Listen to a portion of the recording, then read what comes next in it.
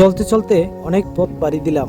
আজকে গন্তব্য পটুয়াখালী জেলায় কলাপাড়া উপজেলায় কুয়াকাটা, যেখানে রয়েছে রাশি রাশি জলধারা এবং হাজারো পর্যটকের মেলা। এই চমৎকার একটা টমটম গাড়ি নিয়ে নিলাম। আমাদের এলাকায় এই গাড়ির নাম অটো বা অটো ভ্যান।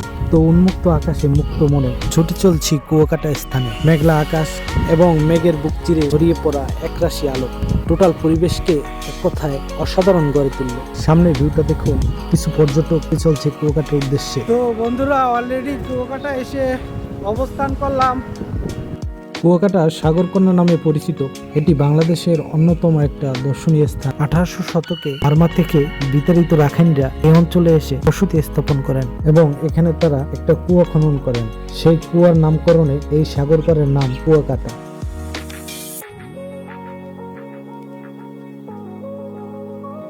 এখান থেকে সূর্য উদয় এবং সূর্য অস্ত সম্পূর্ণ ক্লিয়ার ভাবে দেখা যায়। বর্ষার সিজনে কুয়াকাটা ফিরে পায় তার পূর্ণাঙ্গ যৌবন। বর্ষার সিজনে কুয়াকাটা অন্য রকমের সৌন্দর্য ধারণ করে। এখানে রাশি রাশি জলধারা ছুঁয়ে যায় প্রত্যেকটা পর্যটকের মন ও হৃদয়। দেশের বিভিন্ন স্থান থেকে বিভিন্ন ধরনের লোক আসে এখানে এবং শান্তিপূর্ণ ঐশ্বরিক সৌন্দর্য উপভোগ করে। সাগর পার এমন একটা জায়গা, এখানে এসে সবার মন ফ্রেশ হয়ে যায়। আর এই পথে আমি এখন অবস্থান করতেছি। সাগর পার মন ভালো করার ঔষধ হিসেবে কাজ করে। আপনি যত টেনশনে থাকুন না কেন, অন্তত পক্ষে একবার সাগরে ভ্রমণ করুন, দেখবেন আপনার সব টেনশন সাগরের পানিতে মিশে যাবে। কুয়াকাটা শুধু প্রাকৃতিক সৌন্দর্য নয়, এখানে রাস পূর্ণিমায় এবং মাঘ পূর্ণিমায় হিন্দু ধর্ম এবং বৌদ্ধ ধর্মের লোকজন মিলিত হয় এবং পবিত্র সাগরে স্নান করেন। এখানে ঐতিহাসিক মেলার জন্য পরিচিত এই কুয়াকাটা।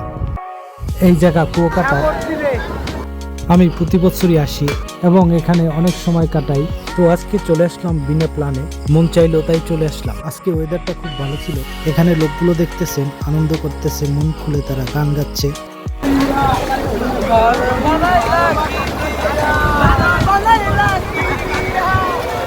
এখানে একটা দোকান থেকে হালকা চা নাস্তা কমপ্লিট করলাম।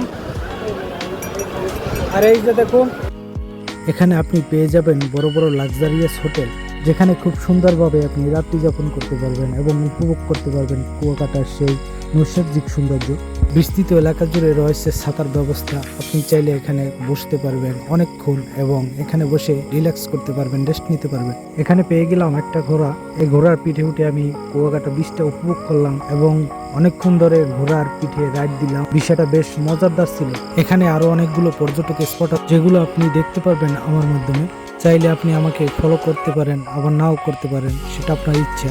তো আজকে ভিডিওটা এই পর্যন্ত। দেখা হতে পারে অন্য কোনো ভিডিওতে, বড় কোনো চ্যালেঞ্জে। ভালো থাকুন, সুস্থ থাকুন।